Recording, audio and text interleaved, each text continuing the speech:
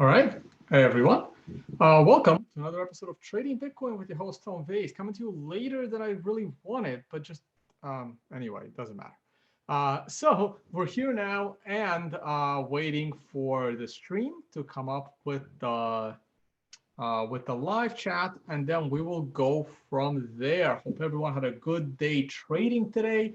I was pretty much working. I wasn't even live in any Telegram group chats today, and I only took on one additional position, and we'll talk about that.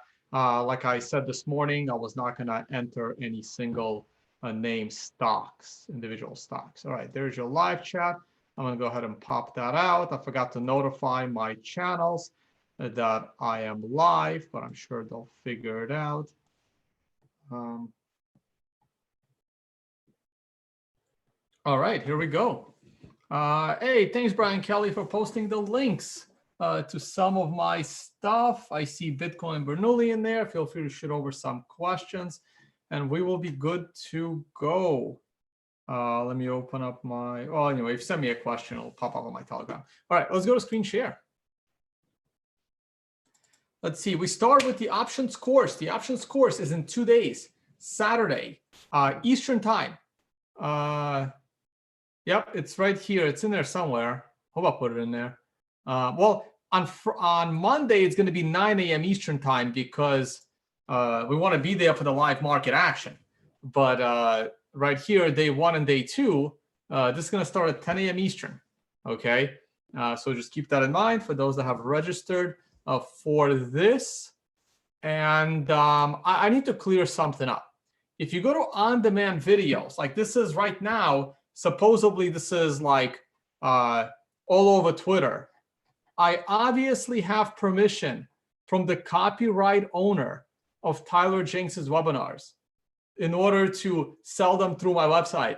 Okay. Now, I can't answer where the proceeds from these webinars are going to go because I don't think any of them have actually been sold. So until there's actually, revenue from this, we will decide what to do with it. But like, there's really no reason for me to say where the money is going because there's no money. Like, there's nothing to decide on, right? But because the Lucid Investments website was shut down, why do you want to pay web development and hosting fees on a website of a hedge fund that is not going to exist? So it made no sense. Where else would these webinars be up for sale besides my website that has a portal to sell them? Okay, so obviously I have permission to do it. I don't have the copyright on these, but I have permission to do it. I have access to the YouTube channel. I have permission to sell them. And once there's actually some revenue, we will figure out what to do with it, right? Like people are like, oh, you're profiteering from this. And these are the people that would never actually pay for it, right? Why you pay for something and then argue about profiteering?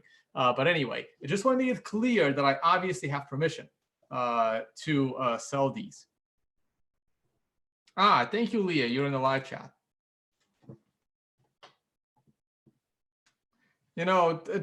Trolls don't really understand, right? They're putting the ethics of the average person in the crypto space and comparing that to my ethics. Like, Jesus, come on, guys. Obviously, I've had these on here for like all year. So, okay, now let's move on. If you want to support, please use the affiliate page. Okay. The revenue from those is gonna go something, in Tyler's legacy in one way or another, right? Like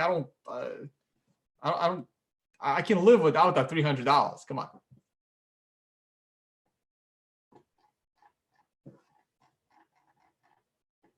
on. Though this reminds me, I should probably check my database to see if any of them have been purchased, so I can inform the rightful owner that there's some money that came in. Okay, I was gonna do accounting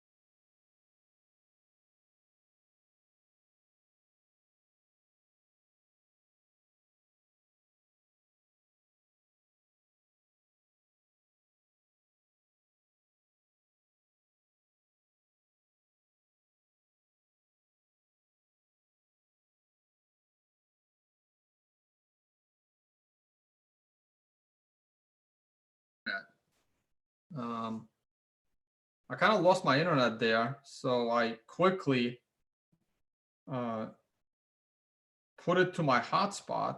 I don't really know what happened.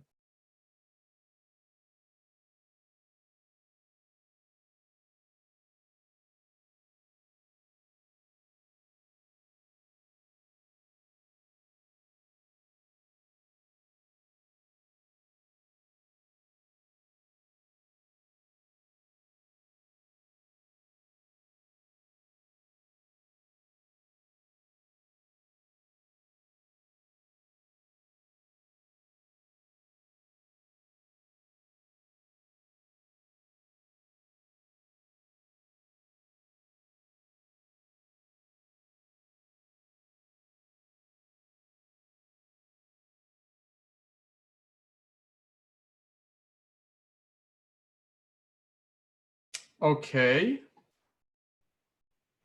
Are we back?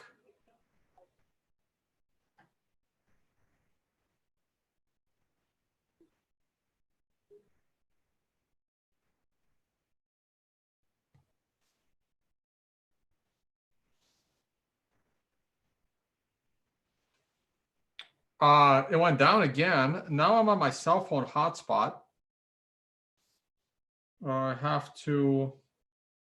We have to plug my phone in.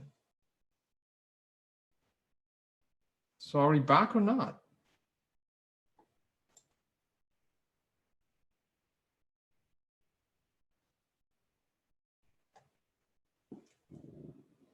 I don't know. It says I'm live, but I don't know if I'm live. Let me plug my phone in.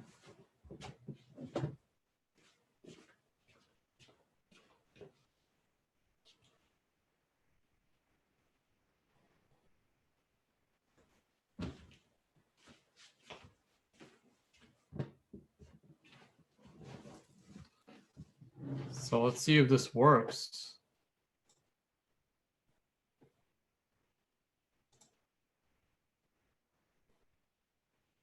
You guys hear me? I think so. Let me check the live chat.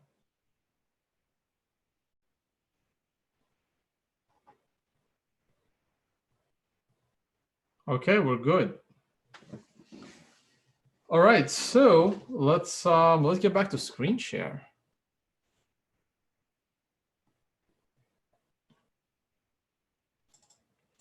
Okay, so this is the long-term chart that updates like now, and it dropped. So there must have been a very recent drop in the price of Bitcoin, because last I checked, we were having a good day. Oh, that might still be yesterday's price.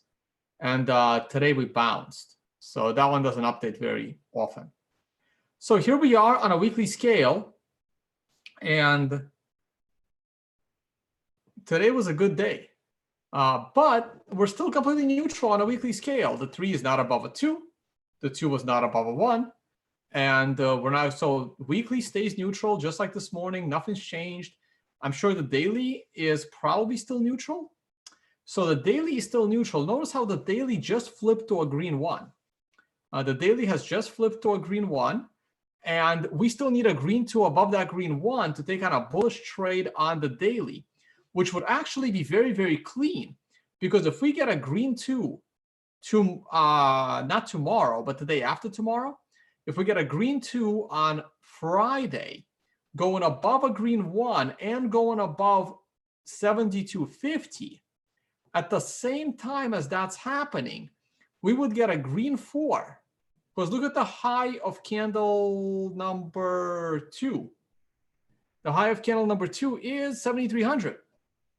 So on Friday, if we are breaking above 72.50 or 7,300, we are activating a bullish trade on a weekly scale, and we are also activating a bullish trade on a daily scale. I'm not a huge fan of this, however, because it's breaking out of the triangle a little bit too early, and I still think there's going to be weakness in the stock market, and I don't think there's going to be a break in correlation between S&P and the stocks. So I still think if S&P is going to go down, S&P and Bitcoin, I still think if S&P is going to go down, Bitcoin is going to go along for the ride, but not catastrophically. So in a perfect world, we would not break out of this triangle yet. In a perfect world, we would break out of this triangle in May. We would wait till May. We would also get a bearish price flip on the weekly. So we need about 3 weeks. Need a red one on a weekly, probably next week, and then a green one the week after. So the first week in May, we'd get a green one, and then we'd be breaking out of this triangle at the end of week 1, which will still be a 1 candle on the weekly, but that's good enough for me in the daily version. So that's what I want to see. Doesn't mean I'm going to see it. But for me, the bullish trade activates if we break above 7250, even if the S&P 500 is going down, because I still think the correlation between S&P and Bitcoin is going to decouple.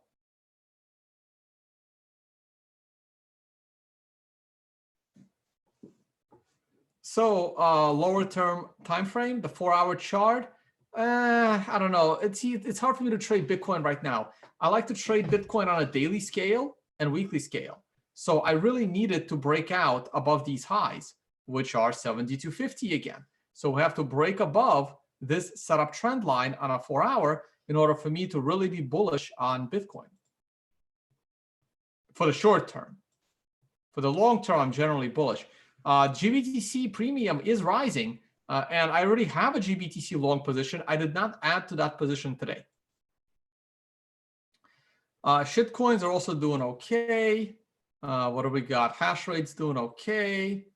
Miner revenue is doing, not really doing much. Gold was interesting today.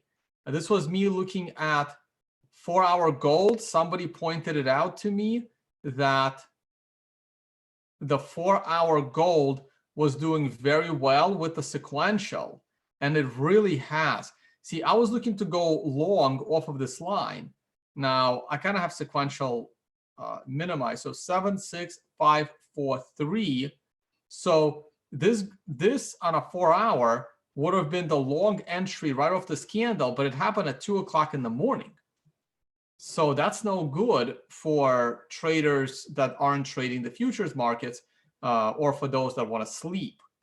But the reason why I have the 4-hour chart up for no other reason than somebody pointed out how well it's behaved with sequential. Here's a 9 buy on a doji candle. Here's a quasi 9 buy that led to a 1 to 4 candle correction that further down. Here's a couple of 13s right at the top.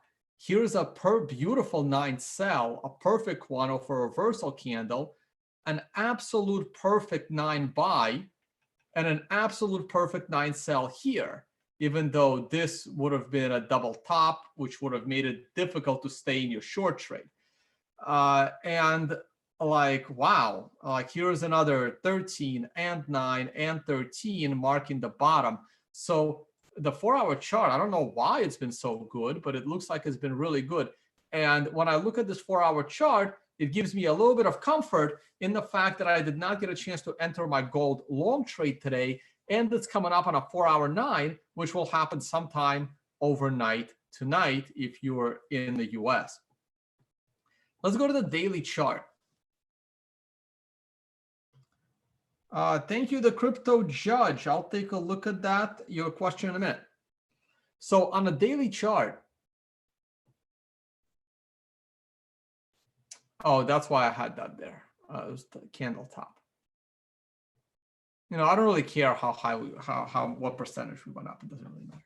So I was interested in going long Bitcoin. I was interested in going long gold right here if that break of the green line took place during open market trading hours, but it did not. So I feel like I missed the trade. I probably haven't missed the trade, but I will stay patient and I will wait. I'm not ready to rush into it. I really debated going long gold. I took a look at some option spreads. I didn't like the parameters of those option spreads.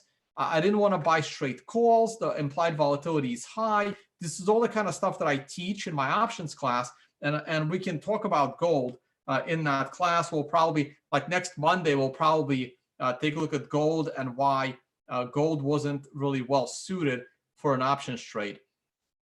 I was considering going long silver because silver did not rally like gold did today, would have been the smart trade to go long silver, because look, silver is popping overnight while gold is already being flat. So going long silver to piggyback on top of the gold rise would have been a good trade. I chose not to do it for several reasons. The biggest reason being I don't have time to babysit additional trades. They have to be absolutely perfect, and I have to be willing to do it. The one trade I was also considering today was going long oil. I was going to buy, I was going to buy USO. You can see USO here. I was going to do it off the 9, but I kind of saw it falling all day. And I still think oil is going to fall in June. USO is completely restructuring their ETF. They're going to do a reverse split. And just all, again, I'm not in a position to babysit the fundamentals of the USO ETF, and not the fundamentals of oil. Like I don't have the patience nor the time to deal with the restructuring of the USO ETF. So the smarter choice was to just stay away from it. There'll be other trades. There's always another train coming, okay?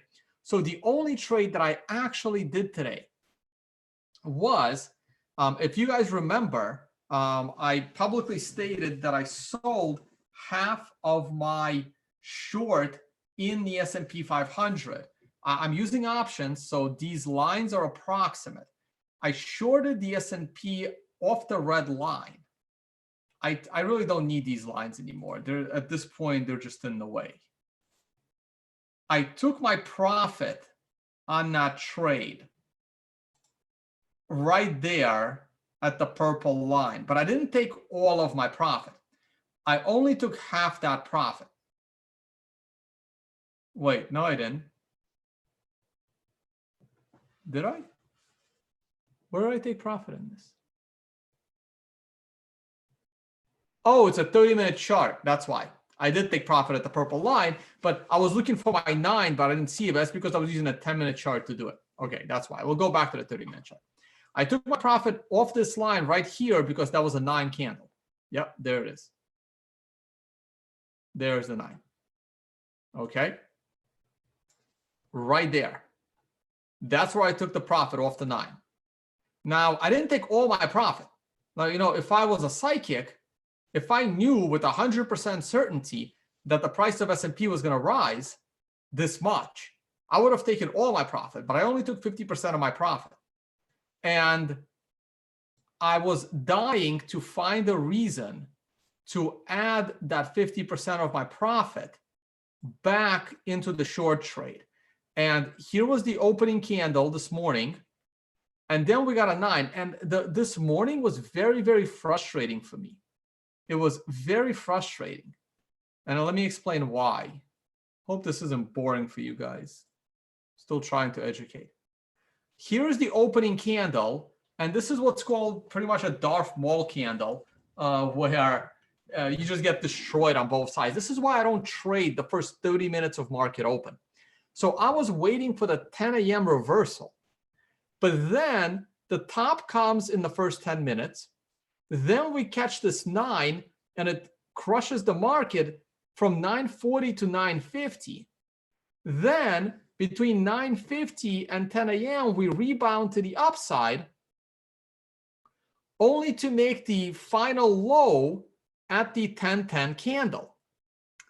And right here, this is where I'm thinking that the market is going to keep going down, because I'm thinking that, hey, this was probably close enough to the 10 a.m. reversal, when in fact, this was the actual 10 a.m. reversal. So I really expected the market to go down, but it did not go down, and it kept going up. I did not want to short on this 9. The reason I didn't want to short on this 9 is because it wasn't a reversal candle, and it was consolidating at the top, and I felt that this thing can go higher, but I also didn't want to sell my short position because it has now lost me a lot of money from the downside. And then I couldn't really get any 9s on a 10-minute chart, and my time was running out. So with about half an hour to go in the market, I started digging into other time frames. and I took a look at the 15-minute chart. And at the time, this was a beautiful candle at exactly 3 p.m. And this, on this candle here, using the 15-minute chart and the 30-minute chart, which I'm going to show you in a second, this is where I put, this is where I doubled down on my short trade. The profit that I took yesterday at the low, I put it back into the market right here on a short trade off of this candle. Now, this candle looked different when I took the trade. I took the trade in the beginning of the candle, looked more like a doji. It looked like a rejection. Later on in the candle, it went higher, and then it went really high into market close, and I kind of felt like an idiot, but then it crashed right before market closed. And it was going down, and now it's going up, and we'll see where it opens. So this 15-minute candle is what got me into the got my allowed me to double down on my short. Now, if I go to the 30-minute chart,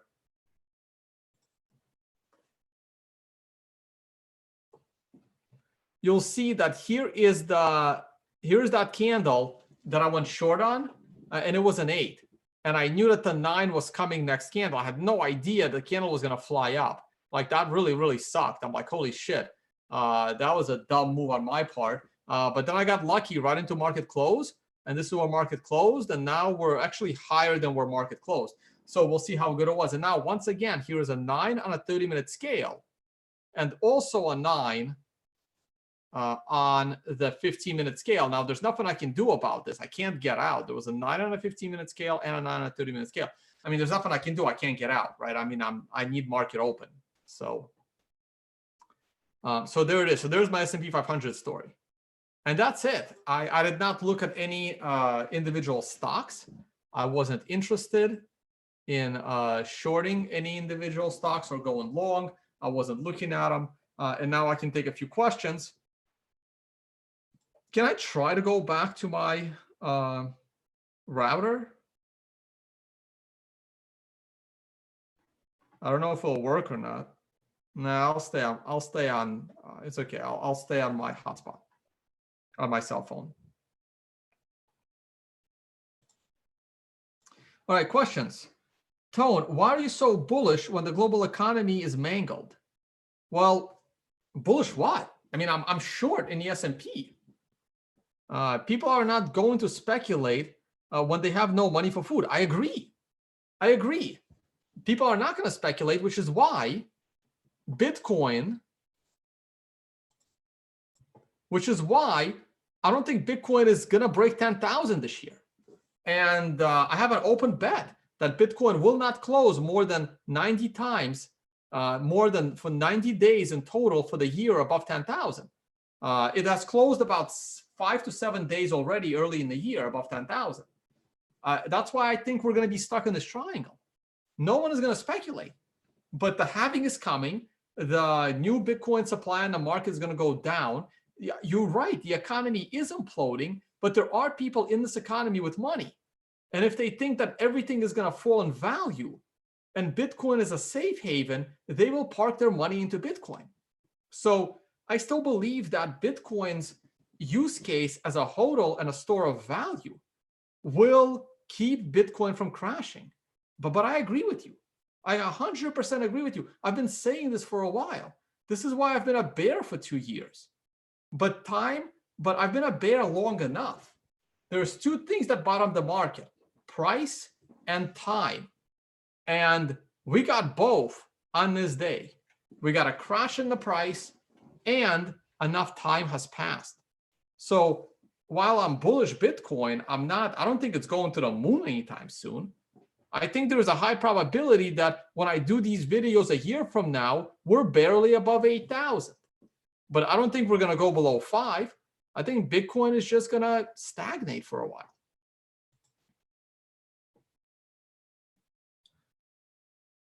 USO reverse split plus contango. Yeah, I agree. This is another reason why I'm not really interested in going to ASO. This is the USO restructuring. So they are now holding multiple expiration contracts, not just a June delivery, and they're going to do a reverse 8-to-1 or 7-to-1 split. And I have no idea how these things work internally. I don't know what kind of additional volatility. I don't know what kind of liability there is. But look, USO closed at the low today, so I'm not really in a rush to go long. I'll wait. I can always go long on Friday. I decided to wait. I also believe in sequential. The sequential is only on a 7 week to the downside. Maybe I want to wait for another 9. Like, I don't, I'll wait for, maybe there'll be a double 9, right? Because if USO trades for 9 more days, which is certainly good over the next 2 weeks, I can catch a daily 9 and a weekly 9 in 9 days. Now, 9 days is after the split. So maybe I'll wait till after the split. Option liquidity should be much better at higher prices of those options. I may want to wait till the split. I don't really, I may not trade it. There better be something in the chart. And I don't think there will be, because this is the 9. So I'm either going to buy it this week, or I'm going to wait till after the split, and I'm going to wait for a weekly 9. I mean, those are my options.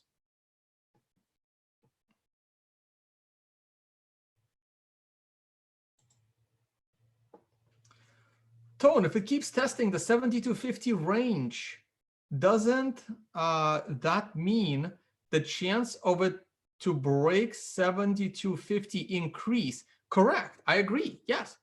The more times you hit a specific line, the more likely it is to break. We can simply go to the S&P 500. Oh, not that one. Oh, I should probably talk about the bigger picture. I mean, right. This is a big scale, though. I honestly, I really thought this purple line was going to break. I didn't, because it hit it a couple of times. But yes, the more times you hit a line, the more likely it is to break. Like here, we hit this line, and then we come back and hit it, and then we come back and hit it again, and then eventually we break out. So yeah, the more times we hit it, the more likely we are to break. So if we go back to Bitcoin, right here, right, 7250, 7250-ish, close, 7250. And if we do it again, hopefully we get rejected. We go here. I'm a buyer here, guys. Would love to buy some Bitcoin around May 1st, around 6,900. Hopefully the stock market will give me a new low. Let's talk about the S&P from the bigger picture. Here's the bigger picture. And we fell for 2 consecutive days, which is nice. We look at this big rundown. Look, fell a bunch of times in a row, 2 candle rebound, bad day, good day, bad day, bad day, bad day, 1 good day, a couple of bad days, 1 good day, 1 bad, 1 good, and then they're still trending down. On the way up, the only time where we had 2 bad days in a row was this and this, and then we had a nice bullish candle. This is a nice bullish candle, but it's not that nice. Also, look at this 50-period moving average. It rejected this candle. It rejected this candle. I believe it's possible for us to rebound into that moving average tomorrow. But I also think this was a pretty big move. This was a big gap from here to here. And I'm still confident that tomorrow or Friday, the S&P is going to go down. That's why I doubled down on my short trade at market close today.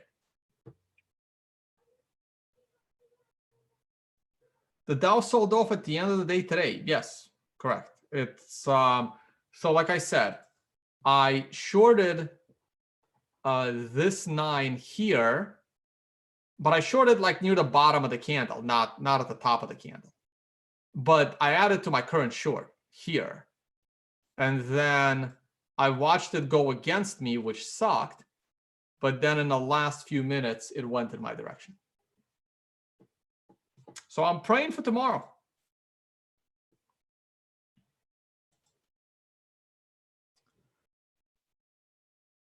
What did you call the Darth Maul candle before the Phantom Menace? I didn't call it anything. I heard it from a man named Theo Goodman. You can probably still find him on Twitter. We used to do a show called The Trade. Let me take you guys down memory lane.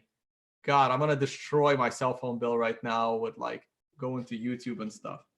Well, let me take you down memory lane. Hold on. I'll see if this link works. YouTube.com/ToneVays. Because this didn't work after I got unbanned, but I think it should be working now. Take you guys down memory lane. I'm actually curious myself. Boom, I'm live right now. So I have a bunch of playlists here. One of these playlists is Bitcoin price analysis. So I'm going to click on this playlist.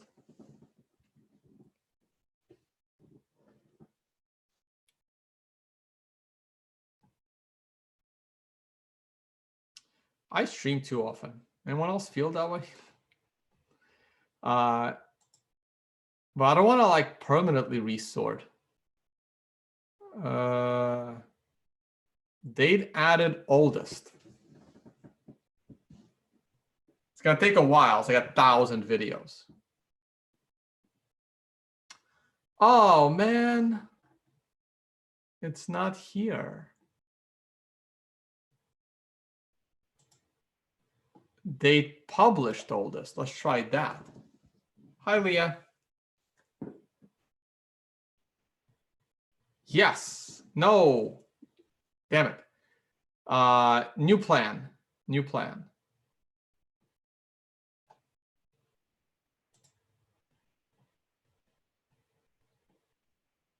Let's go to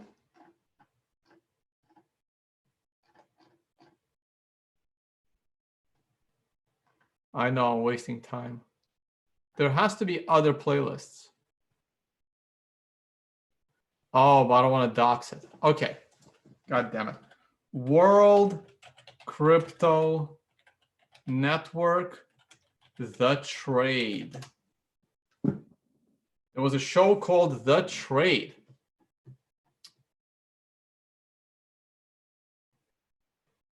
Come on. Just give me one episode of The Trade.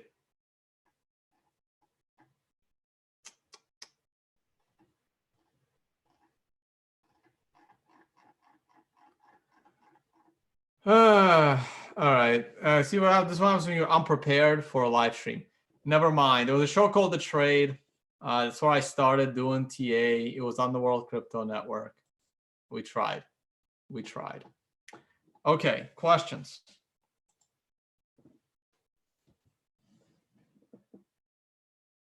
Did you not say back in 2019 with Tyler that Bitcoin will keep going to lower low, even to 1,000 level if there is volatility in the market? Yes and no. So how do I explain this? I had a chart. I have to pull this up. Give me a second. I have to. I want to find something. It's a very good question, and I want to explain it. Let me go to my documents.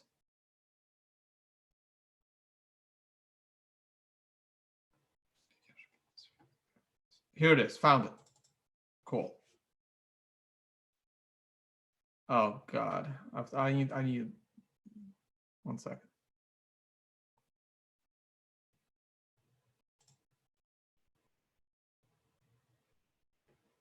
I need to open this in Excel. Okay. I'll open this in Excel, then I have to take a screenshot, and then I have to paste it somehow. So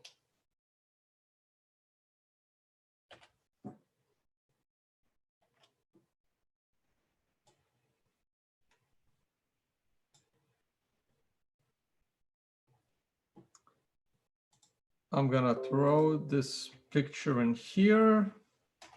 And now I'm gonna open it up.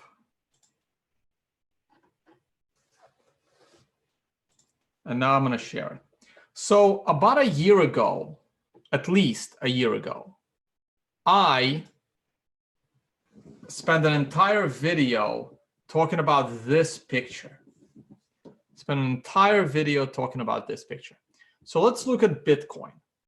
At the time, so you can see by the dates, right? So I would have done this sometime between Q4 of, I think I did this right after the $3,100 low in November, December. I think it was December, okay? And I talked about the probability, the tone Vays probability that Bitcoin has bottomed. Like the bear market is over. The probability of the bear market being over, okay? I gave it the probability because at the time, this was the situation. I was looking at if Bitcoin falls, if Bitcoin does not break $5,000 by end of Q1 2019, there's only a 20% chance that the bear market is over. If Bitcoin makes it all the way to Q1 2020, we just ended Q1 2020, guys. Q1 2020 just ended. If Bitcoin never went below $5,000, see this says greater than 5,000. If Bitcoin never went below $5,000 by Q1 2020, by the beginning of this month, basically, the Bitcoin bear market, I would have given it a 70% chance that the bear market would have ended. Okay. Now there's a reason why these are red. The reason why these are red is because Bitcoin went below the $5,000 mark. So the top row no longer applies because we made a low lower than 5,000. Now, because we made a low lower than 5,000, and I had remember, I have not touched this picture in over a year. This is a 1.5 year old picture. You can go and find some video where I talked about it. Those that watch my videos more often should remember seeing it. I have no idea which video it was. Have not adjusted this in any way. So now let's talk about Bitcoin went to 3,000 in Q4. I did this picture after it hit 3,000, not long after, soon after it hit 3,000. So I only gave it a 40% chance that the bear market is over. 40% chance the bear market is over, okay? But these are in green. And, oh, this was not a possibility, by the way. So this means that I did this because this is red. Because this is red, it means that I did this after the end of Q1 2019. So this must have been done at least April, not December or January, because this would not be red. This would have been green, in implying that it's still possible for Bitcoin to go lower than 2,000 in this date range. But it's red, so that means I did this after, or maybe I marked it red then after, and I mentioned it one more time. I don't remember. In any case, I gave it a 40% chance that the bear market is over. If we would have lasted into Q3, if we would have lasted past Q3 without going below this, I would have given it a 50% chance that the bear market is over. We have lasted past this range. Going past this range, if price would have fallen below 2,000 in Q2 or Q3 of last year, or Q4 or Q1 of this year, I would have given it a 90% chance that the bear market is over.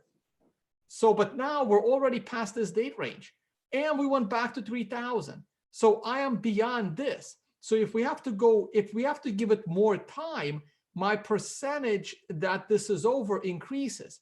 So because we are now in Q2 to Q3 of 2020, this 80 becomes a 90. And that's where we are. We're at a 90% chance that for me that the bear market is over. And if this thing would have gone below 2,000, then this becomes 95%. Like they just keep rising, like the probability of the bear market is over. So the more time goes by, the higher the probability. So of course, if you watched my videos back when Tyler was still alive, Tyler passed away 9 months ago. And we were talking about this before that. So back then, I was obviously giving it a higher percent chance that the bear market was going to go down below 2000.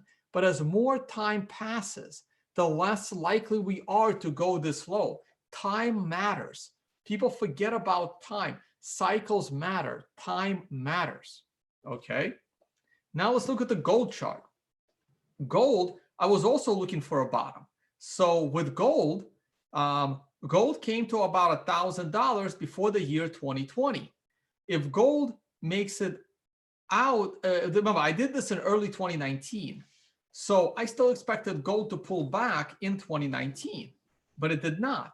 So now that gold has got out of 2020, got out of 2019, sorry. So now this is less than 2020 because I did this back in 2019. Now we're in the 2020 to 2025 range. Gold has given it more time, and gold did not make it down to 850. The moment gold would have broken down to below 850, I would have immediately called the bottom in gold. And but it never did. So right now, I am supposed to be 50-50 on whether the gold bottom is in or not. And obviously, because of how high gold prices went, I am way my probability, but this is a big range, right? So back when I did this, gold was like $1,200. Like gold wasn't this high. I don't remember what the price of gold was when I did this chart, but gold wasn't that high. If I go to the weekly chart, I was doing that video in 2019 in the first half. We were like here. We were probably in this vicinity. That's why I gave it such a low probability. We were like stuck here.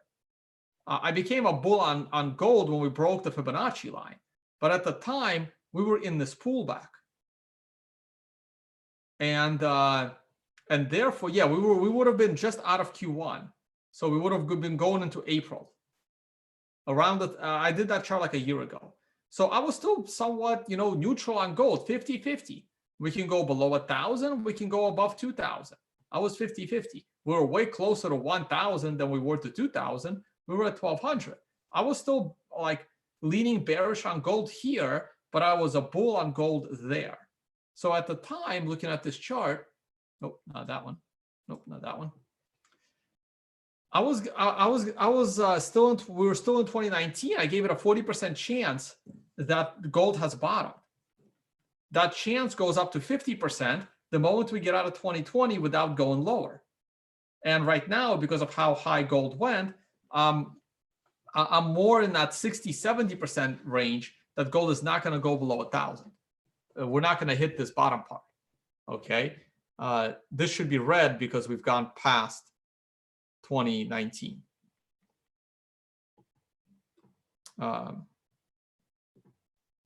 Silver, same thing. Let's not talk about the Dow or the dollar, but the concept is the same. So you raise a very good question, and I'm going to read that question again because I just went off on a long ass tangent. Did you not say back in 2019 with Tyler that Bitcoin will keep going lower? I never said will. I mean, like, I don't know what's going to happen. I'm not a psychic. So I couldn't have said will. Did I expect Bitcoin to go closer to 1,000? Yes. And I never said 1,000. 1,500 was always what I said. So yes, back in early 2019, back over here, back when Bitcoin was right here, back in April, it may have been before or after this, right? But back in this general vicinity, did I expect Bitcoin to still go down below 3,000 and probably below 2,000? Of course I did. I'm not going to deny that. Of course I expected it to go that low. But as time goes on, I expected less and less and less. And based on how we rebounded right here, I'm not expecting it at all anymore. Can it still happen? Yes, but I'm not expecting it at all. I'm pretty bullish on Bitcoin overall. At least I'm not bearish on Bitcoin. It may not skyrocket anytime soon.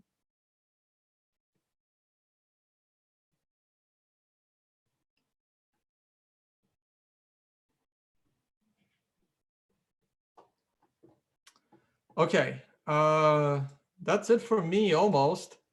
Maybe another question or two comes in. I'm looking at your live chat. We got 600 live viewers. Please support with the affiliate page if you guys like these videos. And of course, I am teaching an options workshop this weekend, 3 days. There's a reason why it's expensive. If you can't afford it, you should not be trading options. They are one of the most dangerous tools. Options have probably been responsible for way more wrecked accounts than BitMax 100x leverage. Though BitMax 100x leverage will definitely wreck you. I mean, like, you don't want to do either. You really want to be careful.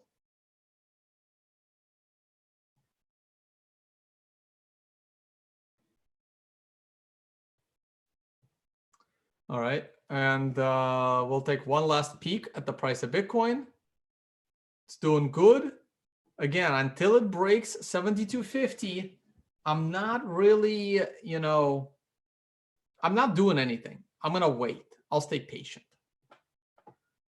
I'm more interested in the S&P because I have a leveraged short position on this asset. Hey, thank you, Brian Kelly.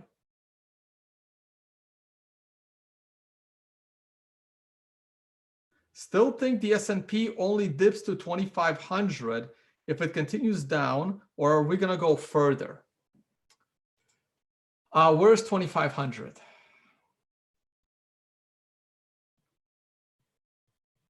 I have no idea, guys. I don't know. I'm not going to fight the Fed. For all I know, it may never dip below 2,700 ever again, as long as the US dollar exists. I don't know. All I know is right now I am on a short trade because this run-up was kind of excessive. And the definition of excessive is subjective. In my mind, this run-up was excessive. This run-up topped in a TA fashion, and I took the trade to the downside based on the fact that I think the economy is screwed, but more so because TA is telling me to be short. When will TA tell me I'm an idiot for being short? That's the question you want to ask.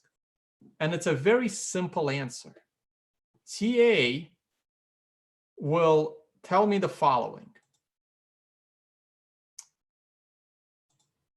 When the price of Bitcoin, when the price of the S&P closes the day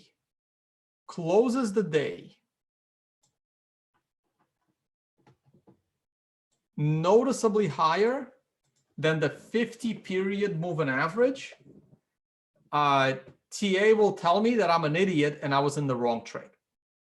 Okay, that is when it will happen. Now, will I hold my short trade that long? I don't know. Me holding a short trade that long will put me in a losing position because I initially shorted in the bottom half of this candle, and I doubled down on that trade in the upper half of that candle. So if I split the difference between the two candles, that puts me somewhere over here for a break even. I know I took some profit on this trade, but I'm not thinking about that. Profit's profit. My current trade has an average entry between somewhere over here. And I don't want that trade to lose me money. I don't like trades that lose me money. So am I going to wait for this candle to close up here noticeably above the moving average before I exit my short trade? And the answer is probably not. I will probably, if tomorrow is a down day, if tomorrow the price is trading below this low, if tomorrow we're trading below the day's low, I will be lowering my stop to the top of that candle. And that guarantees me profit in the trade. It doesn't actually guarantee me profit in the trade. It guarantees, because if it gaps over that line, I will lose money in that trade. Okay, so it doesn't guarantee me profit in that trade, but theoretically, that's where my stop loss is. All right, we got one more question. You ever trade Russell futures? Thoughts on small caps? I've never traded Russell futures. I've only traded these. This is the only future that I traded, and this is not the ticker for the future because the ticker for the future is on a delay. ES1 is the only future I ever traded. This right here. This is the. I mean, I've traded other futures. I mean, like on the markets. I've never traded Dow futures. I've never traded Russell futures. I never even traded, maybe once, SP futures. There's actually a future on the S&P 500 itself. There is an SP future, and then there is an SP mini future. A lot of you may not know this. What the hell is that? Well, this actually explains why I don't know. That's got to be bad data. This is not that illiquid, but it is significantly more illiquid, or it's significantly less liquid than the ES future because the ES is a mini future. SP is for the big boys. So if ES is 50x leverage, SP is 250x leverage. So this is 5 times more leveraged than the ES contract. That's pretty much the one of the. There's another difference. ES a future also trades at 25-cent increments, and the S&P future trades at 1 penny increments. So those are really the only two differences. And USS, was this the one? Shit, what ticker was I using? Damn. Is it SP5 US? Damn it. SP500? What was the ticker? Crap. Shit. Did someone remind me what ticker I was using, please? Because it's because the ES is on a delay, and I need this in real time.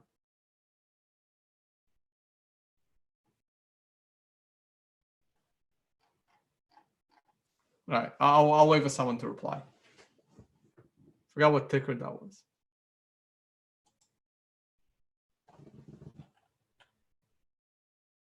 There it is. SPX 500 USD. Thank you.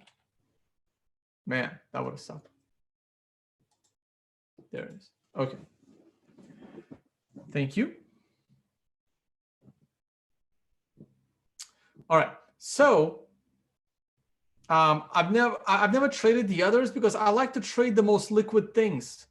I don't like to trade illiquid assets. I like to trade liquidity. This is why I would trade USO as an oil ETF and not something else. This is why I would trade GLD, because it has the liquidity. I don't want to trade illiquid things.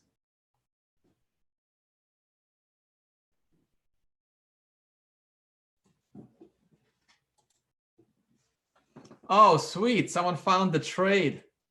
The trade episode 1.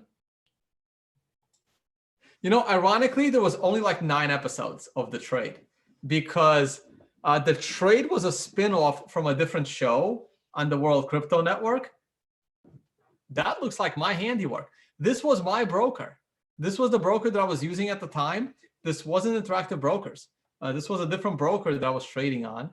And let's hear from Tom Vays. Is there audio?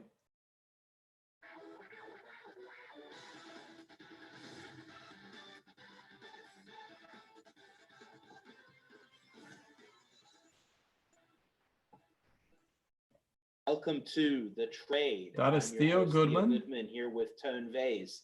How's it going, Tone? Going good. Just got back from Mexico this morning. I was at the Anarchapulco event for an entire week. Wow, we're looking at February 2016, guys. So it's great to be back on the show. I know we had internet problems last week, so my segment got cut nothing's off, changed. but I'm ready to make up for it. Okay, great. Excellent. So I see you've got a Bitcoin chart. I don't know how anyone listens to me at normal speed. In my view, no, but a lot of people probably think that we're back up and away and up. Okay, hold on. Excellent. So I see you've got a Bitcoin chart up. Any new developments in that chart? In my view, no, but a lot of people probably think that we're back up and away on an uptrend. And this is where I got to play the technical analysis reality card here. I mean, look, I love Bitcoin. I think it's going to the moon eventually. Everything is. Man, I picked a video where I'm actually short-term bearish. So that many things have changed. Great if you want to buy Bitcoin, anytime is a good time to buy Bitcoin, in my opinion. And fundamentally, we're going to go up. But technically, there are issues. If you're a straight up technical analyst, you have to just look at the issues. And I highlighted another set of divergence / confirmation. And in this case, we have confirmation. So here's the new one right here. And I'm highlighting it. High. The MACD is showing you exactly the same. I'm going to skip some. 70, but I do think we're still overbought. And we now have confirmation with the momentum indicators. So that's my view on Bitcoin. Let's move on to the stock market. And this is the S&P 500. What I'm looking at on the top chart is the futures market. I'm curious. And today was a very interesting day. I know I wasn't on this last time. So the last time I actually shot a video, I believe we had just made this candle. And if my memory serves me correctly, I was contemplating whether this was or wasn't my secondary bottom reversal candle. It is a hammer candle, but it's not a reversal candle until the following day trades above it and closes above it. And that's exactly what happened the following day. So the following day, you actually can attest that this is a reversal, and it was definitely playable to the upside. So what's been happening now? So the latest we have this prior candle, and this is a significant resistance. And what we have is a very, very tricky situation, because what I thought happened, this to me looked like a reversal right here. Even the day before, I can even extend it. There were two reversals. There was a reversal the prior 2 days as well. And the next day, that's a bear trap. I was looking that this was it, and we're gonna head back down a little bit more, and then we reversed. And now we're going up, and all indicators say we're going up. But you know what? Markets have this thing where they make sure the world experiences maximum pain. And this right here may just be a bull trap after a bear trap. All technicals point to up, but my gut says something is off. So my new expectation is we might go up a little bit more. We might go to this very important 2000. We might get into this area. And then from there, we're gonna go down. Now, again, I am pretty bullish on the S&P 500 for the end of the year. So when we go down, we may or may not make a new low, but I don't think there's a bear market coming. I just don't think things are that easy. These last 2 days have been very, very tricky. I actually have not been trading the S&P 500, but those that have, I know this could not have been easy for them. So I suggest you wait and see what happens tomorrow. Tomorrow is Friday, or maybe just wait till Monday. So that's my advice for the S&P 500. You guys want to sit here the rest of the day, watch me watch all videos of me? Very briefly go over it. And we talked about this in the past, that we had a higher close here with confirmation in momentum. We had lower closes here with confirmation in momentum. And the beginning of the year, around this point, I was saying I was looking for an early year scare to get everybody bearish and then go to the upside. That happened. And then I also talked about the secondary low, which took place here.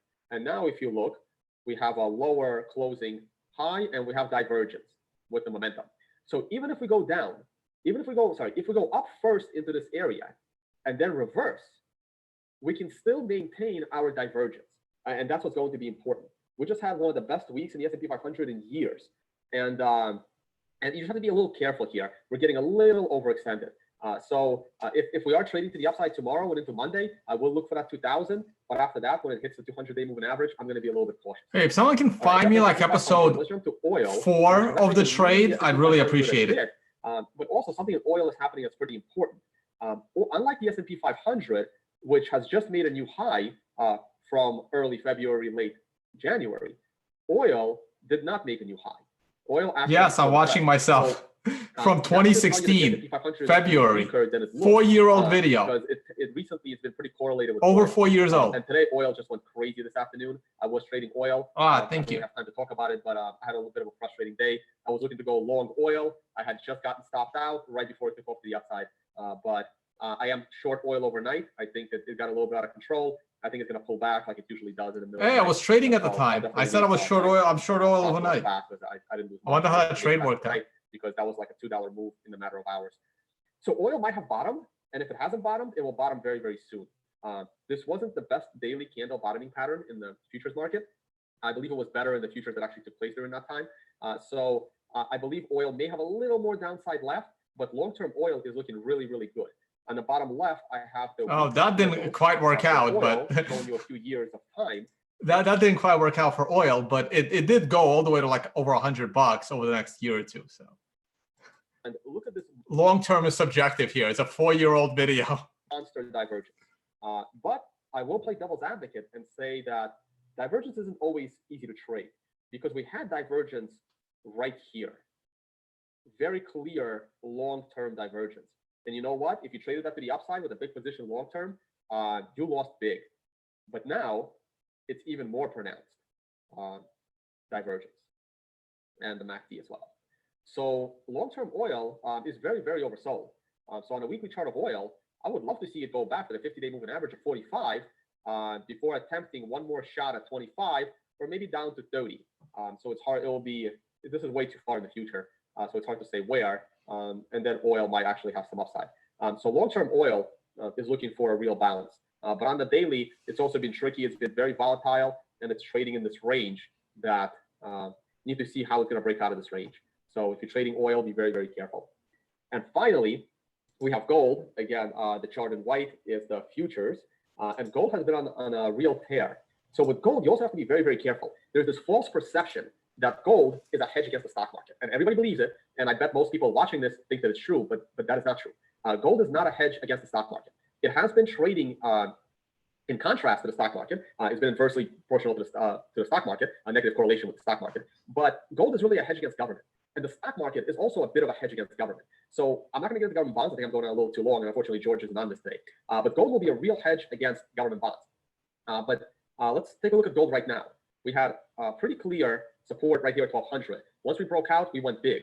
And now what we're looking at, to me at least, is a bit of a symmetric triangle. If we can have a couple of more up days in gold, this 1250 can be another breakout area. And if we break out, how far can we go? So let's take a look at this long-term chart of gold. Again, these are weekly candles, and there's a lot going on here. I'll try and go through it real quick. We did break out of that, finally broke the 50-day moving average. That's the blue line. I did that about 4 weeks ago. We also broke one high, broke another high, and now we have a third high at 1307. So let's call it 1300 round number. Well, the intra-week high is 1307. The weekly closing is just under 1300. And then you have this 200-day moving average coming down.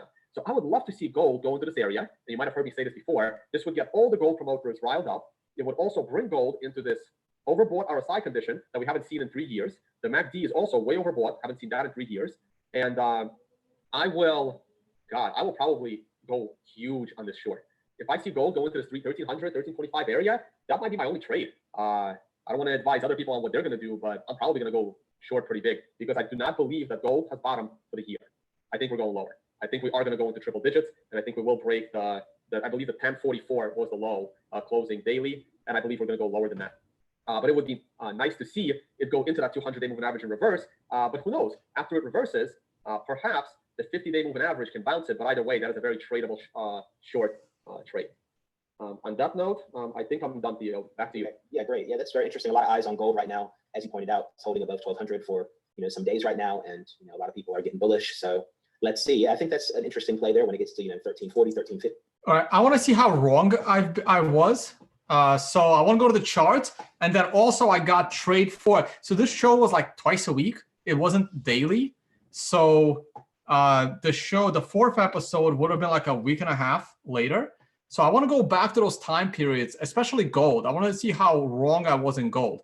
So what day is this? This is February 25th, 2016. Let's go and take a look and try to make fun of Tone. So let's go to February 2016. This is the weekly chart. I was on the daily chart. So what did I say? I said I was looking for gold to go to 1340, and then I was going to short the shit out of it, which I don't remember if I did or not because I was trading very actively back then. Oh, how about that? Look at this. So here's February, right? And look what happened to gold. It went a little bit more than 1340, and then it went all the way down to 1125. So that was accurate. The part that I expected this to keep going into triple digits, that didn't quite work out. But that part was accurate. I was bullish gold into 1340. It made it to 1380.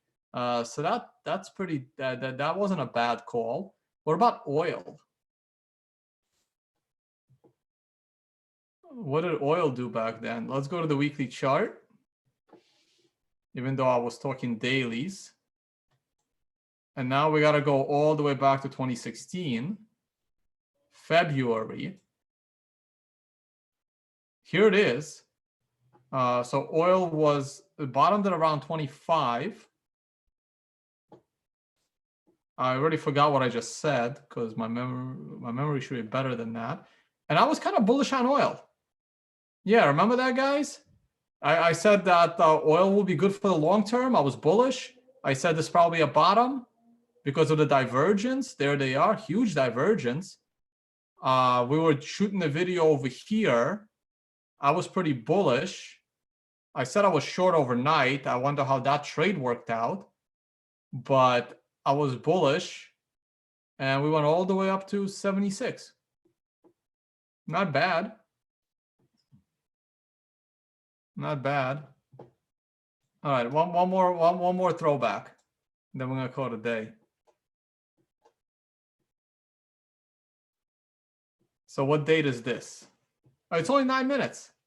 Oh, that's a short video. Was I on this video? Maybe I wasn't on it. I can't talk for that little. Oh, I wasn't on this one. Huh. I wasn't on this one. So I picked the one number. Oh, man, if anyone has like maybe the trade 5, I would have been on that one because I don't ever remember missing that show. I guess I missed one.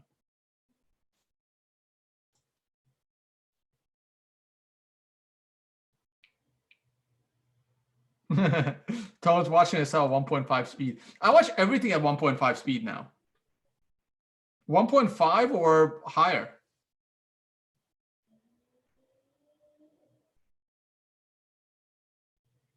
Why has the market reacted positively every time the job claims come out?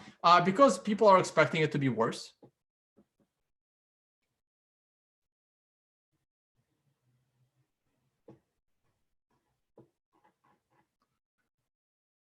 All right. Anyway, it's all right.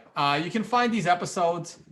They're somewhere in my YouTube channel as well, and they're definitely on the World Crypto Network. But that's the show. Oh, maybe I can just Google this. The trade 05. The trade 05 WCN. Oh, come on. You're really not going to give it to me? All right. Too bad. All right. We're going to leave it here, guys. Thank you again for watching and hanging in there, watching me watch my old videos. Or mine, really, World Crypto Network videos. And see some of you in the trading course. No videos this weekend because of the class. And I will go ahead and talk to you on the next one. Come out to Bali in November. I'll be there. I'm pretty sure travel will be open by then. Okay. All right. One last look at the S&P. Ah, beautiful. Not that I want people to lose their jobs, but I am short in the market, and I want to make some money.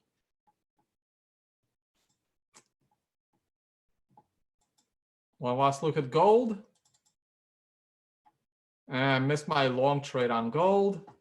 And one last look on Bitcoin.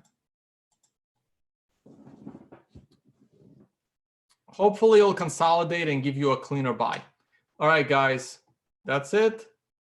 Thank you all for watching, and I will see you all on the next one.